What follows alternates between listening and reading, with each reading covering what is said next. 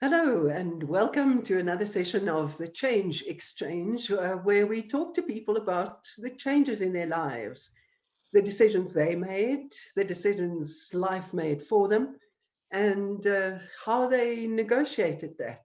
And it's always a fascinating journey to take someone basically on a walk down memory lane, often to just step through what made the difference when. And today, my guest is my friend Bongani Bingwa. Bongani, I'm very happy to have you with me. You're radio, TV presenter, sometime actor, which I didn't even know. Looking forward to talking to you. Thank you for asking me. I'm honored that you did, and I'm looking forward to a conversation about change. The first thing I noticed when I was reading your story, and which has also come up when we've presented things together, you moved from Mthatha to Johannesburg when you were what, 11 or 12? That That's in correct. itself must have made a huge difference to the direction of your life. Oh, absolutely. One of the reasons I was pleased to have this conversation is that change is something that's never far away from my life, and I think it's been possibly the most predictable part of my story, theme in my story. So we arrived in 1986 in Johannesburg.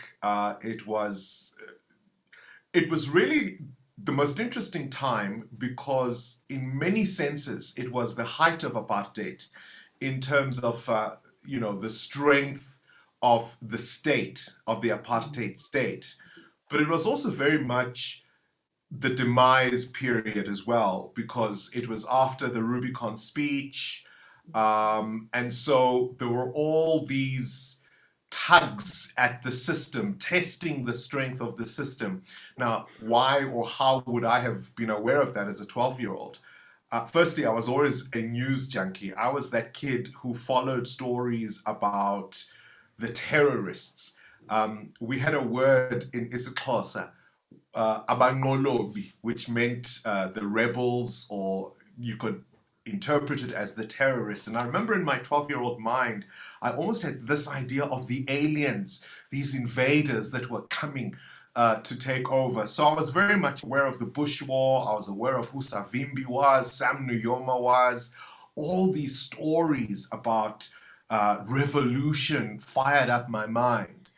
But coming to Johannesburg from Mthatha, where the tallest building had been the Botasgau building, which was a 12-story building in Mthatha, and seeing the highways and seeing these buildings that never ended. I remember doing this in car and just looking up. I always say that it was almost as if I had stepped into Hogwarts. Um, it really was a complete culture shock, a complete change. And And part of then how you lived in Berea, which was almost like a kind of mixed area, which also must have been, I mean, very different. Not at the time, it wasn't entirely mixed at the time. So, as I say, there were all these tests at the apartheid system. So, my mother had friends at the Transkei consulate. And the absurdity of apartheid was that if you were a black South African, you couldn't live in a place like Berea at the time. But if you were a foreign diplomat, if you were part of some diplomatic mission, you could. And so, because of the absurdity of the Bantustan system, Transkei was considered an independent state. And so she had friends at the consulate who said we worked there. And Mrs. Pickering, I remember, was the superintendent of this particular building. And she was a Scottish woman.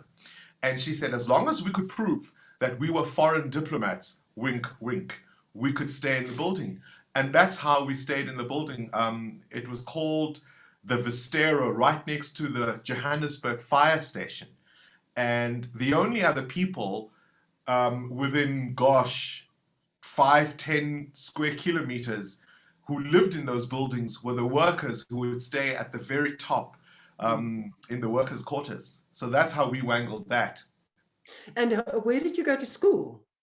So when we arrived in Johannesburg, I went to school at St. John's, which was just down the road, which again was a complete culture shock. The grounds, the just everything, the traditions, and it was completely unfamiliar. It was a world of Yeah, magic.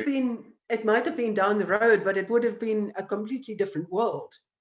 Oh, completely. And we were there were only three of us in what was then our standard four class. And I remain in touch with the one guy. The other one was Owen Gumane, who became the first Black Springbok, who played rugby for South Africa years later.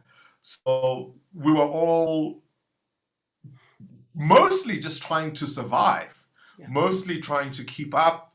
And there were things that happened at school that we wouldn't even have thought to mention at home because we understood just what a lucky break we were being given. Mm. But it is so difficult to be so far in the minority. I mean, and in this case, race with all its class distinctions and whatever. But that it must have been really hard. Look, I think it's a very conversation that I have from time to time with many black friends of my generation, just how there is at times almost a sense of betrayal, that our children are still confronted by the same issues we were, particularly at elite schools. And often the younger folks tend to look at us and almost question why we didn't do more to make the path easier for them. But at the same time, it would have been unthinkable for me to go to my mother and say, what, a white teacher was racist Mm. in 1986. What else could they be? Mm. And so we were definitely aware that we had to make it work. We had to survive in the system. We had to assimilate. We had to learn the rules. We had to play according to the rules. And we were not there to make trouble. The township schools were on fire. The townships were on fire. And so if you didn't make it in that environment, well, bye-bye education. Bongani, it's always difficult to be in a minority. As a woman, I know that in a male environment, you were three black boys among what, more than 100 probably, or in your class. Um, it must have been really, really hard. Look, it was difficult in the sense that what makes those spaces hard to navigate as an outsider is you're at a disadvantage from a language, you're at a disadvantage from the culture, you're at a disadvantage from even just the stories that you are told. Nobody ever read to me about Greek mythology, for example. That was completely foreign, but those are the references that are made. And so you have to catch up in the way that you speak. I remember we had a period where we would read. You read aloud whatever book we were reading, and I came across the word skeleton because that's what my eyes saw, and then it was tortoise, to peals of laughter in the classroom. Because no, it's tortoise, and no, it's skeleton. You don't say it that way. Some of the teachers who taught us were themselves, men who'd been conscripted in the apartheid army. And so even their framing of what was happening, so when we did subjects like history, for example, their framing of what was unfolding in the country was very much influenced by that perspective. And we often had to explain things as kids that were beyond our understanding. But the only reason, we were appointed spokespeople for the revolution was the color of our skin. Now, those were things you couldn't go home and quite explain to parents who had sacrificed everything to put you in an environment like that. I was raised by a single mother who was doing her damnedest, selling golden products, vitamins, and skincare creams that direct selling sort of model, very much like Amway products. That's what it took to put me in that environment. How then could I come home and And say, if you were to not make it, what if you fell off that bridge? What was below you? it wasn't an option? It was not an option. People, my father and his generation, my father was a lawyer in Mthatha. His friends were doctors. Their kids went to Michael House, St Andrews in Grahamstown. They played golf at the local golf course. They lived in this bubble of the Bantu stands. Um, and their attitude was, you joined the struggle if you didn't have an education. We know, of course, many people who skipped the country, got their degrees at universities in Europe, in Russia, but they genuinely had a disdain. They knew the system wasn't working, but they thought the only way to get out of this mess was through making sure every black child was educated. And so even when my mother's relationship with my father didn't work out, that was from the time I was a baby. Education, education, education. And then after school, you started with your BA at Wits, but it must have been just about the same time you were on a kids show on TV1, 93. Yes. Sure, Um, early days. so I used to do public speaking and debating at school. I won a competition and I was interviewed on the old Good Morning South Africa. And that's where I met Shante Hines, if you may remember her.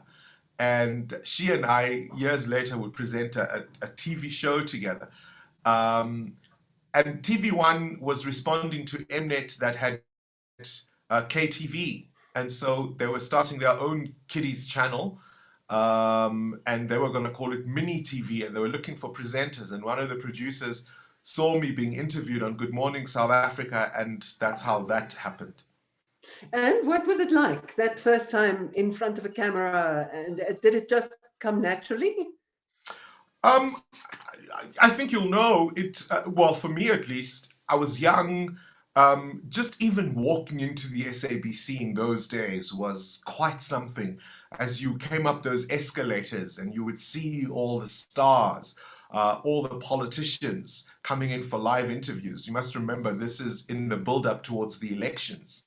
So whenever we had to film there, you could bump into anybody from a soap star to a famous musician to an ANC leader or a national party. I mean, I remember bumping into Big Butter in the toilet.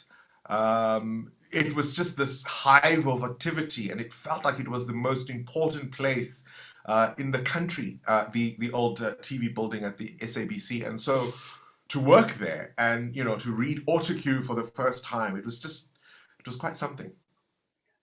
And then after university, where did you go? Where did you start your So career? I so this is a conversation about change and constant change. Um, at university, I got involved in a campus religious organization. And remember, I said earlier that even as a child, I was very conscious of revolution and movement and the idea of completely rewriting the rules. And so we were watching Mandela and his colleagues reap the rewards of their fight, that against the odds, their struggle had borne fruit, right? And so on campus, we were part of a radical Christian group that were very evangelical. And so we were going to change the world for Jesus. And in much the same way we had seen um, the struggle here bear fruits, so would ours. And I got caught up in this thing, and that's what I did for for a number of years. I went to go and try to be an evangelist. In South Africa? Wider than that? No, no, no, no. In South Africa. Mm. So, and What did this, you learn out of those years?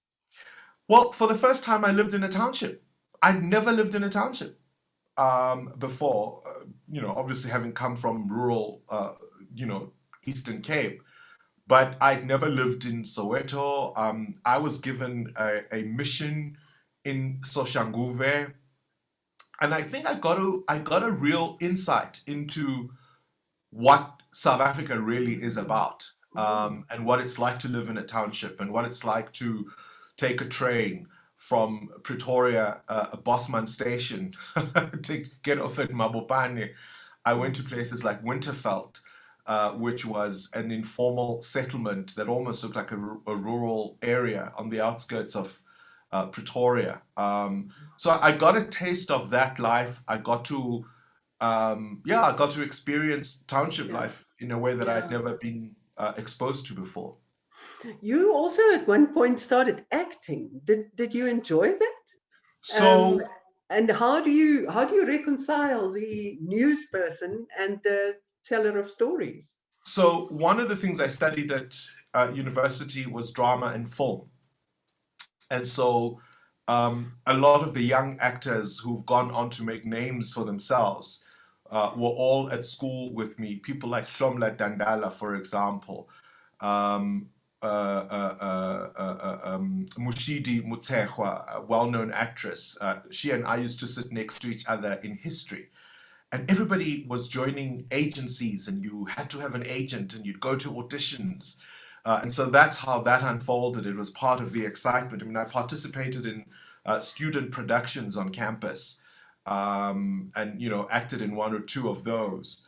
And we were studying, Brecht, all those plays, and yeah, that's how that came about. And did you enjoy it? I did, I did, I did. I don't know if I was good at it, but I did. And how did you get back into, because I came across you, of course, when you joined Carte Blanche, and that was 10 years later. That was 2000 and what, six, seven? Yeah, that was quite a bit. So obviously, the evangelical thing didn't work out. I mean, questions arose very quickly in my head about what it was meant to be and whether or not it was working. And I had to sort of reimagine myself and what I really wanted to do. And journalism was something that had always appealed to me. And in fact, if I'd had the money, I would have gone to Rhodes and studied there. And so I started, I remember going to a studio and recording a CD as one did in those days, um, conducting interviews, reading a news bulletin. I sent it to a number of radio stations, and I was invited for an interview at 702. And I started there as an overnight newsreader, and Okay. quickly worked to programming. And I was doing the 9 to 12 show. So I did that for a while. And then through the grapevine, I heard Carte Blanche might be looking for people. And I sent a CV, and they invited me for an audition, and that's how that started. And if I may, this might be, my own past speaking, but Carte Blanche played such an enormous role in my view of the world, and it shifted and changed my view of the world. Did that happen with you? What did the experience mean to you? You were there for what, Um, 11 years? yeah, I was there. I was there for 11 years. That's correct. So you have to remember, I was watching Carte Blanche in high school. I remember the episode when, was it in Alexandra that you spent a night? Yes. So, of course, who doesn't know the Thule elephant? So Carte Blanche had that sort of imprint. But also, you guys traveled a lot in the early days. I mean, you interviewed Boris Yeltsin. Mm. You had Mandela. You had uh, Charlize Theron. You name it. So it had this. There was a glamour about Carte Blanche. There was the sense that really that was the place to work at if you wanted to be at the forefront of storytelling on television. And so It was a fantastic opportunity. I grew tremendously, and I'll tell it to anybody who'll hear it. The boss, the executive producer, George Mazarakis, was a real mentor to me. He believed in me in a way I don't think anybody ever has. He saw potential, and he gave me the space to grow. He was exacting. I wanted to please him at every step. But I think towards the end, the conversation and the country had shifted somewhat. And I think when the end came, I felt I wanted to broaden my horizons in terms of reflecting South Africa in a different way. Mm. Mm. So you chose to go to the public broadcaster. So what happened was, I got the opportunity to go back to radio firstly. So 702 invited me back, and I was doing the afternoon drive show, Mm. and that meant I couldn't carte blanche. But within a space of about 6 months, I was offered the breakfast show at 702, which of course I was delighted to be asked to do. And then there was an interview, I think it was probably his last interview as head of state. Jacob Zuma was being interviewed by a journalist at the SABC.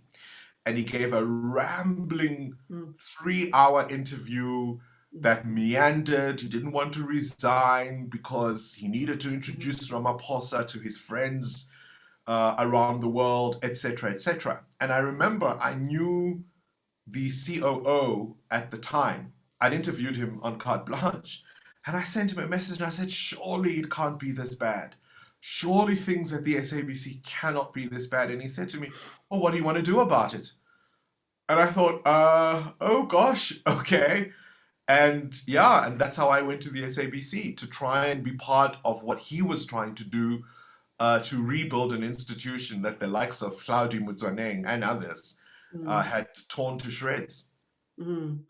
But you tried to balance the television in the evenings and radio in the morning, but after 9 months, it sounds as if you realized that this was just more than one person could do.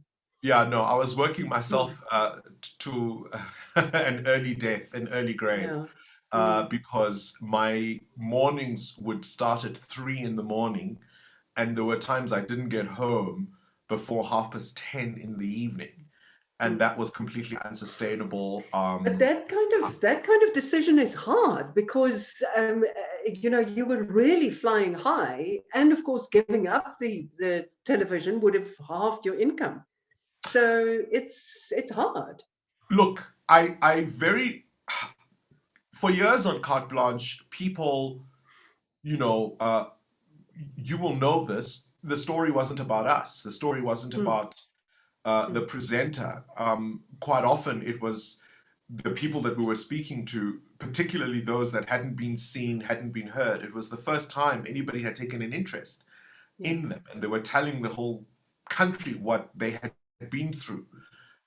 And so people knew us from that angle, from that perspective, but we weren't trying to be controversial. People didn't know our politics. People didn't know our views on so many different things. And on the radio show, suddenly people knew what I think about politics, about the culture wars that happen in this country and elsewhere. Um, People knew what I thought of the president. People knew what I thought of opposition parties, etc., etc. And that's an incredible position to be in, to be able to be part of influencing the conversation and perception. And although I love TV very much, but it was a no-brainer Mm. as to which would win. How do you see your role? It struck me reading stuff that you've written that you really feel a responsibility to your audience. a Absolutely. responsibility to inform and to help them make sensible choices about the world. Yes? Absolutely. People want to know, anybody who tunes into talk radio, especially at that time of the morning, they want to know what's going on. They Mm, want to make sense of the world, but most importantly, they want to know, are they going to be okay? So if they're listening to a news bulletin, they want to know about their investment decisions. They want to know about where they mm, bought property. They want to know about the state of education, the state of the health system, the state of the infrastructure. All of those things matter. In a time of crisis, such as we've been living under for the past year and a half, they want to know, when will the world return to normal again? They want somebody to make it make sense. They may like a particular leader of any persuasion, but when they hear something in the news that this person may have said or done, they're shattered, and mm, sometimes they want somebody to confirm their worldview, or they say, I'm open to learning, I'm open to seeing it differently. But also, they want a space where they can talk about themselves, where they can feel validated, where they can feel seen, where they can feel heard. mm. And talk radio is typically a format that is about angry people, that is about people who remember a time that was kinder, that was gentler. And South Africa is a very, very interesting space because, whilst of course there are those, a lot of the people in our audience are progressive and they want to see change and they embrace change and they look forward to things being different. And it's about possibility as well. So, how do you keep centered in the middle of this constant toing and froing with people, very intelligent people, very persuasive people, constantly arguing their case? Oh, it's great. The best description I've given for my job for a very long time is I get paid to learn. Every day somebody sits there and they think, okay, we'll let you learn about vaccines, we'll let you learn about virology, we'll let you learn about scientific breakthroughs, we'll get you to learn about the law and constitutionalism. I mean, whatever the topic may be. Mm, As you know, most journalists tend to be general.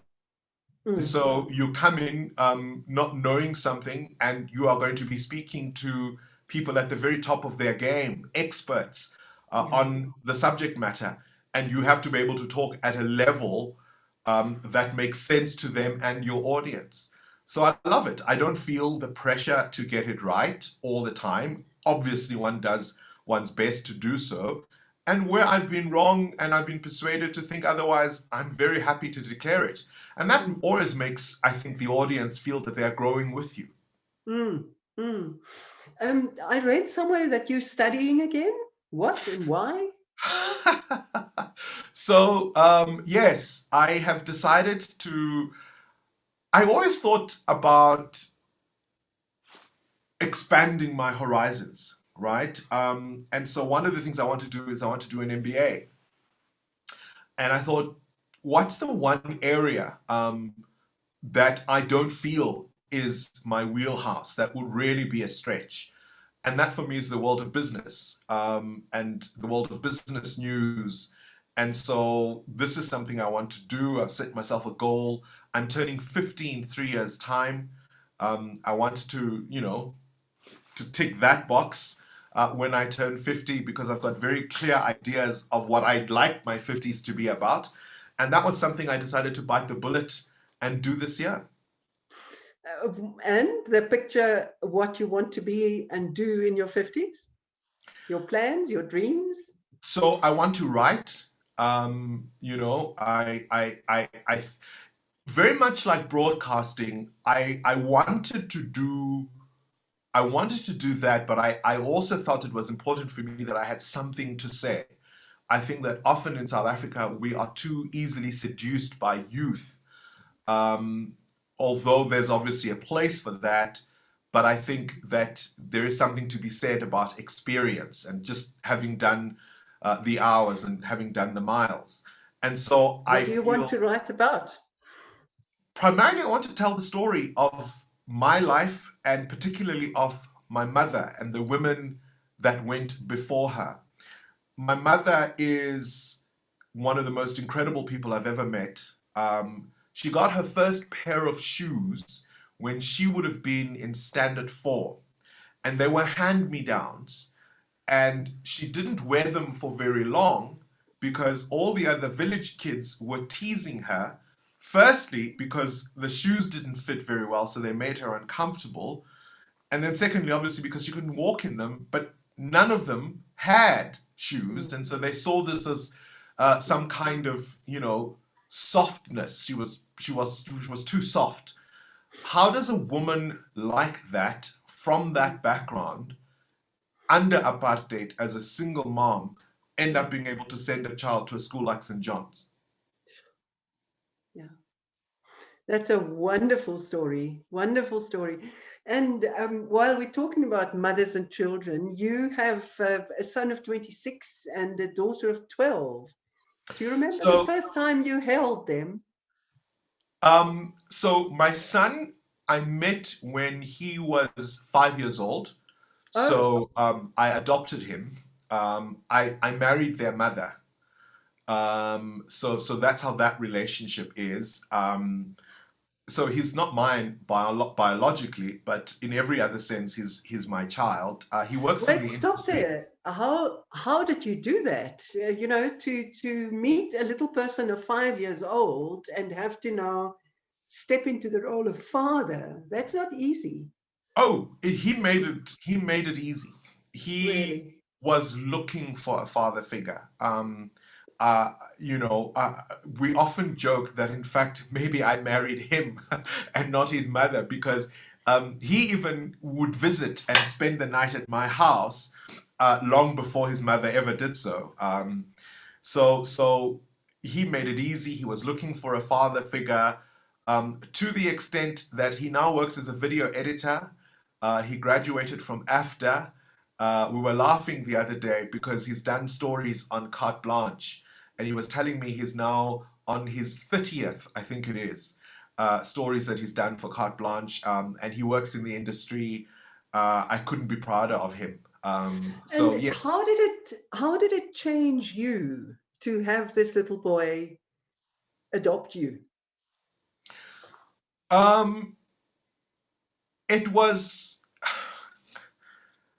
sure. That's a very interesting question. How did it change me? I think that it humbles you more Mm, than anything. Being It's one thing to have your own child that you may have planned for, but to step into someone's idea of something they want and then have to measure up, I think is incredibly, incredibly humbling because you have to be yourself, but you're also meeting an ideal in someone in a kid's head, mm, and kids' imaginations are big. And so his mom had him when she was relatively young, so the age gap between us isn't that big. I would have been 21 when he was born. So that also helped mm, in terms mm. of being able to relate to each other. And your daughter? When did Ah, you meet her for the first time?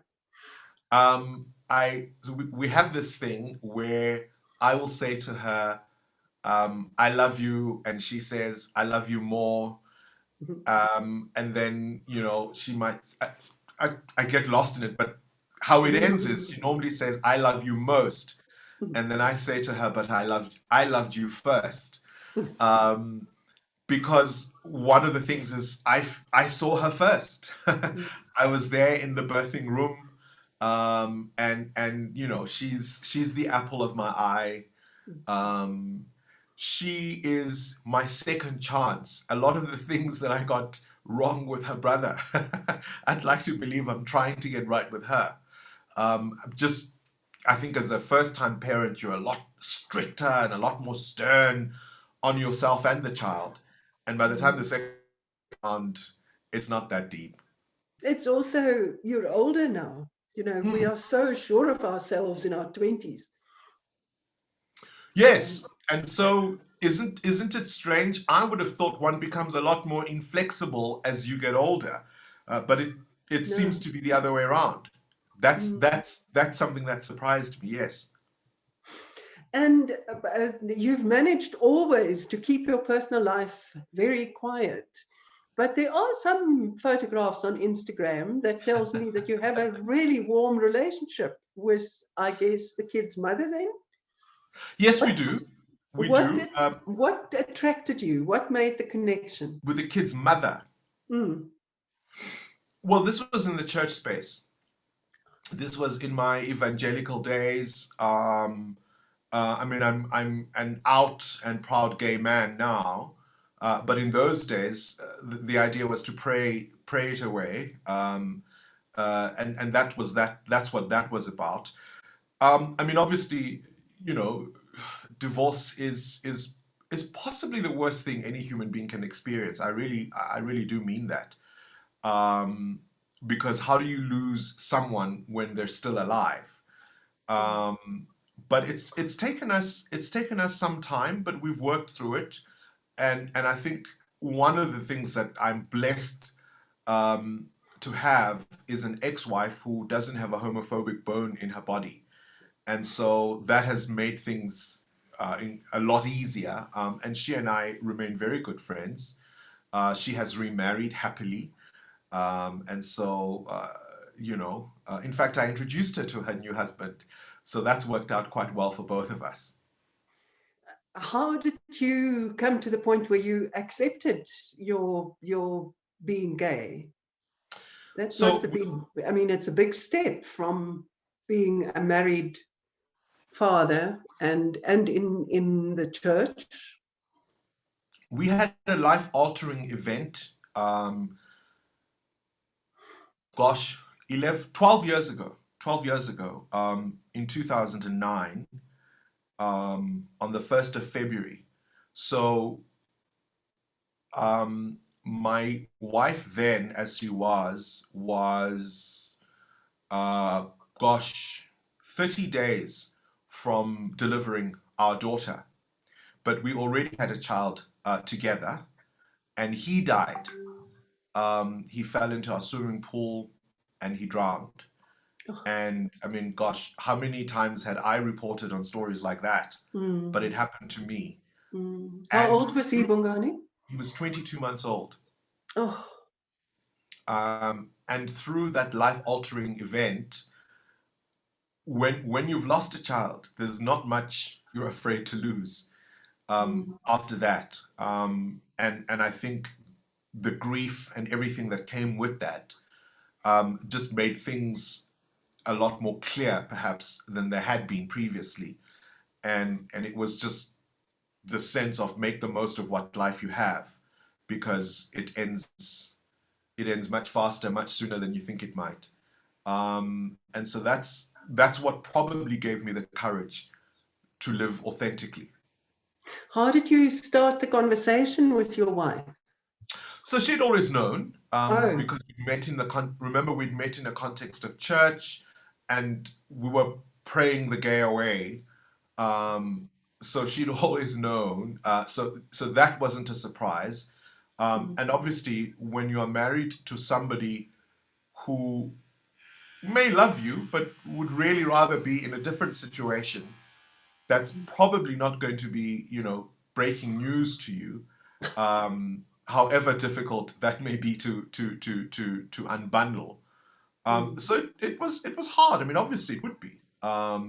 We were bereaved parents.